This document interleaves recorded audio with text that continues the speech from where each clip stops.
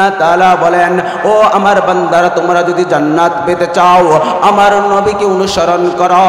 আল্লাহ তাআলা নবীজিকে শিক্ষা দেন, ও নবী আপনি আপনার উম্মতকে বলে দেন, ও আমার উম্মতের দলেরা, তোমরা যদি আমাকে ভালোবাসতে চাও, জান্নাত পেতে চাও, আল্লাহকে ভালোবাসতে চাও, আল্লাহকে পেতে চাও, ফাত্তাবিউনি, আমাকে অনুসরণ করো, ইউহিব্বুকুমুল্লাহ ওয়া ইয়াগফির লাকুম যুনুবাকুম। আমাকে যদি অনুসরণ করতে পারো আল্লাহ তাআলা তোমাকে মাফ করে দিবে, আল্লাহ তাআলা তোমাকে মাফ করে দিবে। শুধু মাফই করবেন, আল্লাহ তাআলা তোমাকে জান্নাত দিয়ে দিবে। ইউহিব্বুকুমুল্লাহ ওয়া ইয়াগফির লাকুম যুনুবাকুম ওয়াল্লাহু গফুরুর রহিম। অবশ্যই আল্লাহ তাআলা হলেন বড় দয়াময়। وأشهد أن لا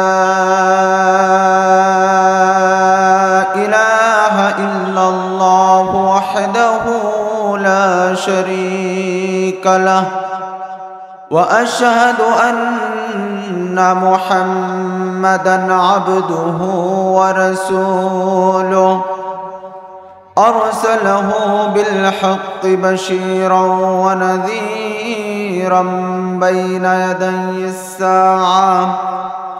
أما بعد، أعوذ بالله من الشيطان الرجيم. بسم الله الرحمن الرحيم. وسارعوا إلى مغفرة من ربكم وجنة عرضها السماوات والأرض أعدت للمتقين الذين ينفقون في السراء والضراء والكاظمين الغيظ والعافين عن الناس والله يحب المحسنين.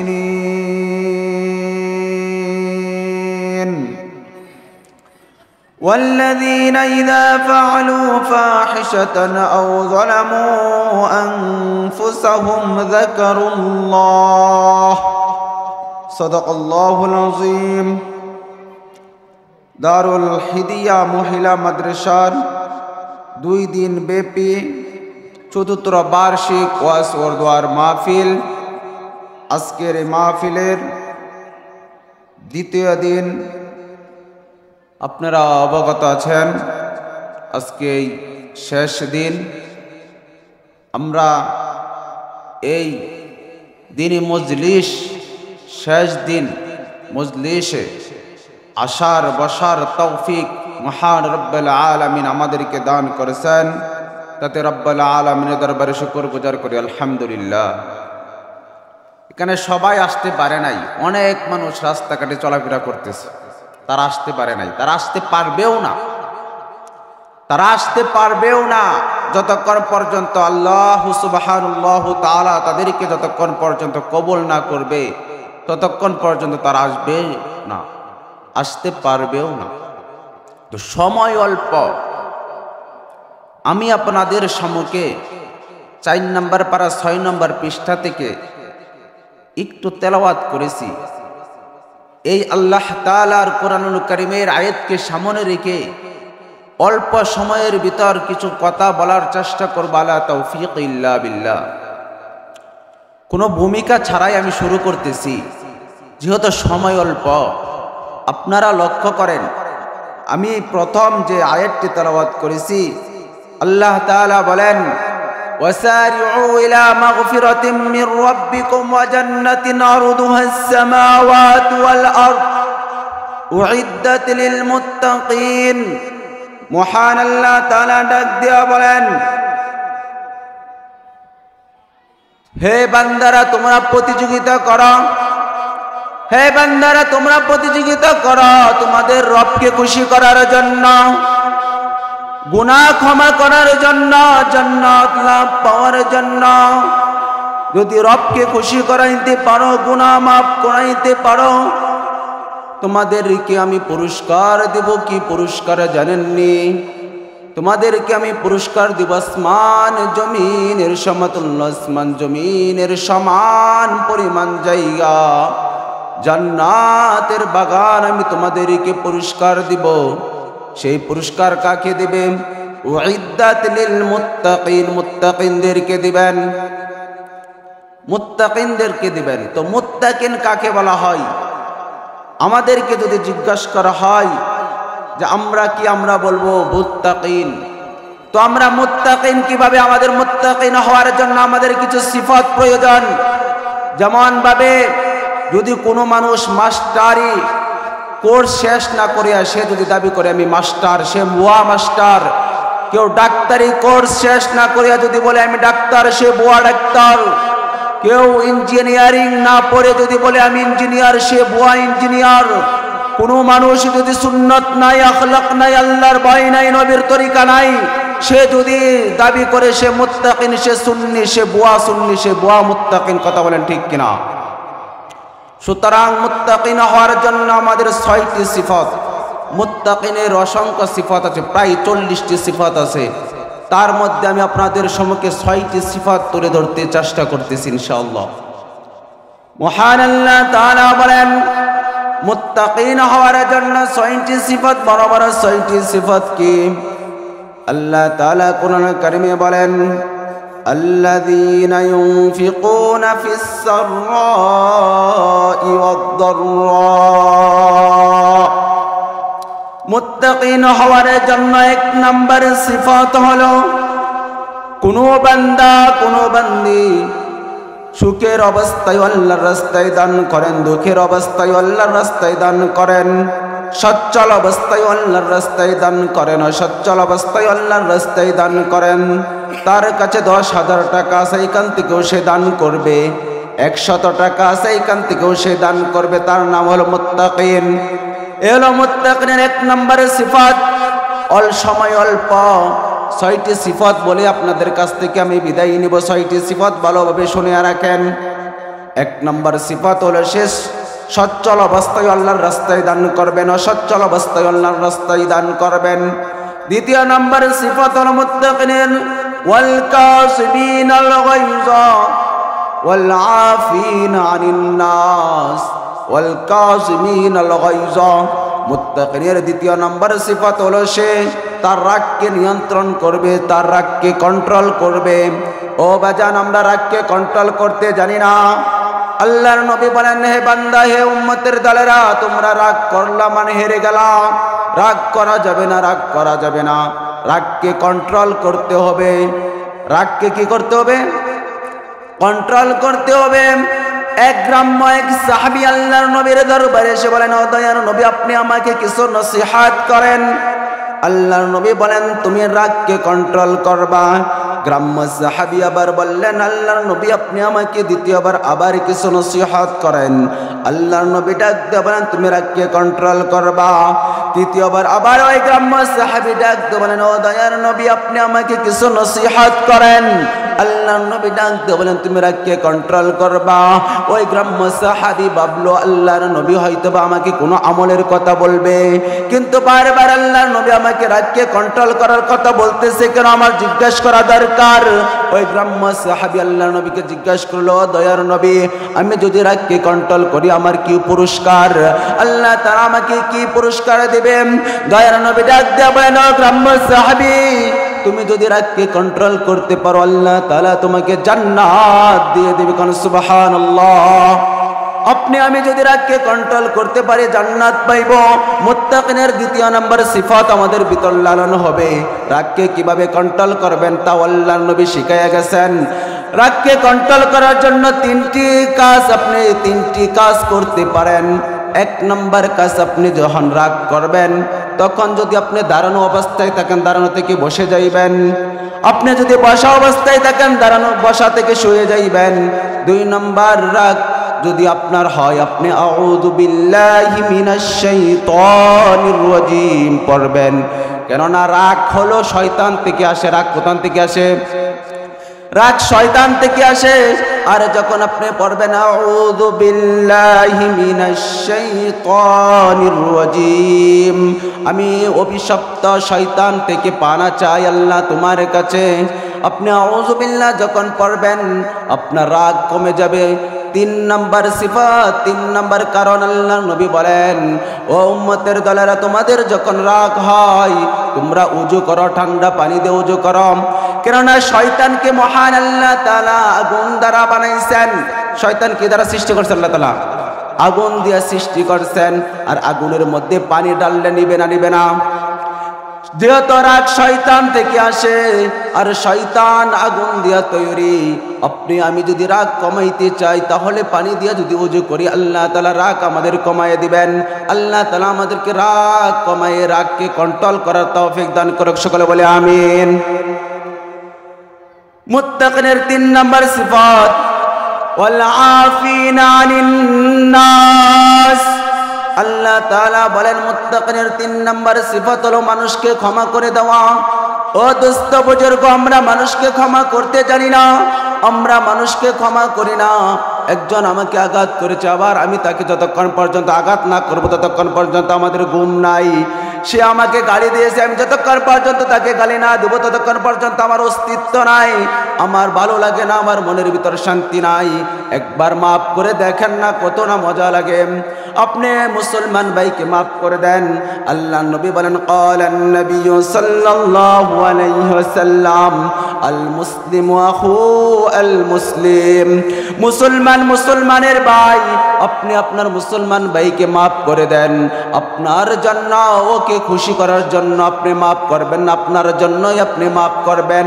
আপনি মাফ করে দেখেন, আপনি তাকে মাফ করে দেন, হাসরের মাঠে আল্লাহ তাআলা দেখছেন আপনাকে মাফ করে দিবেন। 3 নম্বর সিফাত হলো মানুষকে মাফ করে দেওয়া। মুত্তাকিনের 4 নম্বর সিফাত হলো আল্লাহু ইউহিব্বুল মুহসিনিন। মানুষকে ইহসান করা, মানুষকে দয়া করা, জীবজন্তুকে দয়া করা। আমরা জীবজন্তুকে দয়া করতে জানি না। আল্লাহ নবীর হাদিস, ক্বালান নবী সাল্লাল্লাহু আলাইহি ওয়াসাল্লাম, লা ইয়ারহামুল্লাহু মান লা ইয়ারহামুন নাস। আল্লাহ তাআলা ওই ব্যক্তির উপর রহম করে না যিনি মানুষের উপর রহম করে না। আপনি আমি দোস্ত বুজুর্গ, যদি আল্লাহ তাআলার রহমের আশা থাকে তাহলে অবশ্যই আমার মুসলমান ভাইকে মাফ করে দিবেন, আমার মুসলমান ভাইকে ক্ষমা করে দিবেন, আমার মুসলমান ভাইকে রহম করবেন। যদি রহম করতে পারেন বাজান, মুত্তাকিনের 6 নম্বর সিফাত, 4 নম্বর সিফাত আপনার ভিতর লালন হয়ে যাইবে। আল্লাহু ইউহিব্বুল মুহসিনিন। আপনার আমার ভিতর 4 নম্বর সিফাত হলো মানুষকে মাফ করে দেওয়া, দয়া করা, ইহসান করা। মুত্তাকিনের 5 নম্বর সিফাত, ও যুবক ভাইরা ভালোভাবে লক্ষ্য করো, তোমাদের জন্য এখানে মেসেজ। মুত্তাকিনদের জন্য 5 নম্বর সিফাত হলো যদি কোনো সময় নিজের প্রতি জুলুম হয়, নিজের প্রতি গুনাহ হয়, নিজে গুনাহ করে ফেলেন, আল্লাহ তাআলার হুকুম যদি আপনি না মানেন, নবীকে অনুসরণ না করতে পারেন, তাহলে আল্লাহর কাছে মাপ চাওয়া, ক্ষমা চাওয়া, আল্লাহর কাছে মাপ চাওয়া যে প্রভু তুমি আমাকে মাফ করে দাও, আল্লাহর কাছে মাপ চাওয়া। ও দোস্ত বুজুর্গ, একবার লক্ষ্য করেন আপনার দ্বারা আমার দ্বারা কত আল্লাহ তাআলার হুকুম অমান্য হয়েছে। আল্লাহ তাআলা প্রতিদিন মসজিদের নববী থেকে মসজিদ থেকে প্রতিদিন 5 বার ডাকা হয়। লক্ষ্য করেন, প্রতিদিন 5 বার ডাকা হয়, প্রতি মাসে 150 বার ডাকা হয়, প্রতি বছরে 1800 বার ডাকা হয়। আল্লাহ তাআলার তরফ থেকে মুয়াজ্জিন সাহেব ডাকে। আমরা কতবার মুয়াজ্জিন সাহেবের ডাকে সাড়া দিছি? আল্লাহ তাআলা আপনাকে আমাকে 1440 মিনিট সময় দিয়েছেন। 1440 মিনিট সময়ের মধ্যে আপনি আমি কত মিনিট সময় আল্লাহ তাআলাকে দিয়েছি? একবার একটু লক্ষ্য করেন, একবার বালিশের কাছে মাথাটা দিয়ে একটু চিন্তা করেন বাজান, একবার একটু চিন্তা করেন, তাহলে আপনার বুঝে আসবে আপনি কত জুলুম করছেন নিজের প্রতি। আল্লাহর কাছে মাপ চান, আল্লাহর নবীর কিভাবে অনুসরণ করবেন। আল্লাহ তাআলা কোরআনুল কারীমে বলেন, কুল আতিউল্লাহ ওয়া আতিউর রাসূল, ও আমার বান্দারা তোমরা আল্লাহ আমাকে এবং আমার রাসূলকে অনুগত করো। আল্লাহ তাআলা এক জায়গায় বলেন, কুল ইন কুনতুম তুহিব্বুনাল্লাহ فاتبعوني يحببكم الله ويغفر لكم ذنوبكم والله غفور رحيم আল্লাহ তাআলা বলেন, ও আমার বান্দারা, তোমরা যদি জান্নাত পেতে চাও আমার নবীকে অনুসরণ করো। আল্লাহ তাআলা নবীজিকে শিক্ষা দেন, ও নবী আপনি আপনার উম্মতকে বলে দেন, ও আমার উম্মতের দলেরা, তোমরা যদি আমাকে ভালোবাসতে চাও, জান্নাত পেতে চাও, আল্লাহকে ভালোবাসতে চাও, আল্লাহকে পেতে চাও, ফাত্তাবিউনি, আমাকে অনুসরণ করো, ইউহিব্বুকুমুল্লাহ ওয়া ইয়াগফির লাকুম যুনুবাকুম, আমাকে যদি অনুসরণ করতে পারো আল্লাহ তাআলা তোমাকে maaf করে দিবে, আল্লাহ তাআলা তোমাকে maaf করে দিবে। শুধু মাফই করবেন, আল্লাহ তাআলা তোমাকে জান্নাত দিয়ে দিবে। ইউহিব্বুকুমুল্লাহ ওয়া ইয়াগফির লাকুম যুনুবাকুম ওয়াল্লাহু গফুরুর রহিম। অবশ্যই আল্লাহ তাআলা হলেন বড় দয়াময়। যদি আপনি আমি মাফ করতে চাই, আল্লাহকে অনুসরণ করতে হবে, আল্লাহর নবীকে অনুসরণ করতে হবে। আল্লাহর নবীর হাদিস, قال النبي صلى الله عليه وسلم من أحب سنتي فقد أحبني ومن أحبني كان معي في الجنة। ও আমার উম্মতের দলেরা, যদি তোমরা জান্নাতে যেতে চাও আমাকে অনুকরণ করো, আমার সুন্নতকে আটকায়া ধরো, তাহলে যদি আমার সুন্নতকে আটকায়া ধরতে পারো, আমাকে অনুকরণ করতে পারো, তোমরা আমার সাথে জান্নাতে যাইবা। আমরা কি চাই না আল্লাহর নবীর সাথে জান্নাতে যাওয়ার জন্য? আমরা চাই না আল্লাহর নবীর সাথে জান্নাতে যাওয়ার জন্য? যদি আল্লাহর নবীর সাথে জান্নাতে যাইতে চাও যুবক ভাইরা, আল্লাহর নবীর সুন্নতকে ভিতরে লালন করো, আল্লাহর নবীর সুন্নতকে আঁকড়াইয়া ধরো। আল্লাহর নবী কিভাবে দাড়ি রাখছে সেভাবে দাড়ি রাখো, আল্লাহর নবী যেভাবে চুল কাটছে তুমি চুল কাটো, আল্লাহর নবী যেভাবে গোসল করছে তুমি গোসল করো, আল্লাহর নবী যেভাবে মসজিদে গেছে তুমি সেইভাবে মসজিদে যাও, আল্লাহর নবী যেভাবে জামা কাপড় পরিধান করছে তুমি সেইভাবে জামা কাপড় পরিধান করো। আল্লাহর নবীর সুন্নতকে লালন করো, আল্লাহর নবীর সুন্নতকে আটকাইয়া ধরো। ও যুবক, ও গাজীপুরের যুবক, তোমরা আল্লাহর নবীর সুন্নতকে কেমন ভাবে আটকাইয়া ধরছো?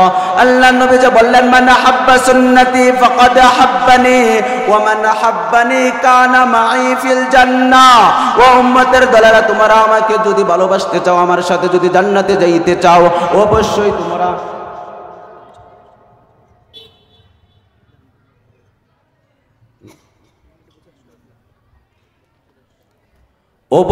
তোমরা কি করো? আমাকে মহাব্বত করো, আমার সুন্নতকে আটকায় ধরো। সুতরাং আপনার আমার যদি সুন্নতকে আল্লাহ নবীর সাথে জান্নাতে যাইতে চাই, অবশ্যই আমাদের সুন্নতকে আটকায় ধরতে হবে। সুতরাং শেষ আখেরি পয়গাম, আখেরি মেসেজটা যুবক ভাই আপনাদেরকে আমি দিতে চাই, আপনার দাড়িটা রেখে দেন, আপনার এই দাড়ি রেখে দেন। আপনার এই দাড়ি রাখার জন্য আপনার মান সম্মান কমবে না। আপনি যদি দাড়ি রাখেন, আপনার দুনিয়াতেও আপনার লাভ, আখেরাতেও আপনার লাভ। আপনি বলতে পারেন, হুজুর আমি দুনিয়াতে দাঁড়িয়ে রাখবো কিভাবে? এখন এই দাঁড়িয়ে রাখার সময় হয় নাই, আমি এখন যুবক মানুষ, এখনো বিবাহ শাদী করি নাই, আমি এখন দাঁড়িয়ে রাখবো না। ও যুবক ভাই, আমি তোমাকে বলতে চাই, তুমি দাড়িটা রেখে দাও, তোমার দুনিয়াতেও লাভ, আখেরাতেও লাভ। আপনি বলবেন, হুজুর আমার দুনিয়াতে লাভ কেমন ভাবে? আমি আমার আখেরাতে লাভ দাঁড়িয়ে রাখা সেটা বুঝতাম, দুনিয়াতে লাভ কেমন ভাবে? দুনিয়ার লাভটা দেখাইয়া দিই আপনাদেরকে। দুনিয়ার লাভ হলো, আপনি যদি দাঁড়িয়ে রাখেন, আপনি বলবেন আপনাকে মেয়েরা পছন্দ করবে না।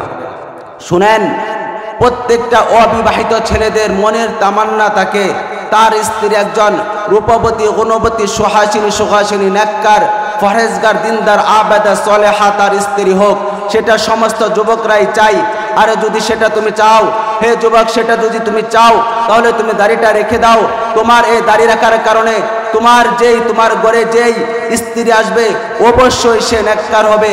আর যে তোমার ঘরে যদি নেককার একজন স্ত্রী আসে, এই দুনিয়াটা জান্নাত নয়, কিন্তু তোমার এই নেককার স্ত্রীর কারণে তোমার এই ঘরটা জান্নাতের কিছুটা ফিল তুমি পাইবা। সুতরাং দাড়িটা তুমি রেখে দাও যুবক, দাড়িটা যদি রেখে দাও তোমারই লাভ, আমার লাভ না, তোমারই লাভ। আল্লাহ নবীর সাথে যদি জান্নাতে যাইতে চাও, অবশ্যই দাড়িটা রেখে দাও। মুত্তাকিনের 4-5 নম্বর সিফাত, 6 নম্বর সিফাত হলো আল্লাহর কাছে ক্ষমা চাওয়া, সর্বদা আল্লাহ তাআলার কাছে ক্ষমা চাওয়া। মুত্তাকিনের 6টি সিফাত আবার এক নজর আপনাদেরকে বলে দেই, বলে আমি আমার বয়ান শেষ করব। মুত্তাকিনের 6টি সিফাত। 1 নম্বর সিফাত, সচ্ছল অবস্থায় আপনি দান করবেন, অসচ্ছল অবস্থায় আপনি দান করবেন। আপনার টাকা পয়সা আছে, আপনি দান করবেন। যখন আপনার কাছে টাকা পয়সা নাই তখন কম দান করেন। 2 নাম্বার, আপনার রাগকে কন্ট্রোল করতে হবে। আপনার যতই রাগ হোক আপনি রাগকে কন্ট্রোল করবেন। 3 নাম্বার, মানুষকে ক্ষমা করে দিবেন। 4 নাম্বার, মানুষকে ইহসান করবেন, দয়া করবেন। 5 নাম্বার, আপনি যতই গুনাহগার হন, যত বড়ই গুনাহ করেন, নিজের প্রতি যদি জুলুম করে থাকেন অবশ্যই আল্লাহর কাছে মাপ চাইবেন, অবশ্যই আল্লাহর কাছে মাপ চাইবেন, নবীর সুন্নত তরিকায় চলবেন। নাম্বার 6, আপনি আল্লাহর কাছে মাপ চাইয়া সমস্ত গুনাহ ছেড়ে দিবেন। আল্লাহ তাআলা আপনাকে আমাকে আমাদের সকলকে মুত্তাকিনের এই 6টি সিফাত ভিতরে লালন করার তৌফিক দান করুক। সকলে বলে আমিন। আখিরি দাওয়ানা আলহামদুলিল্লাহ।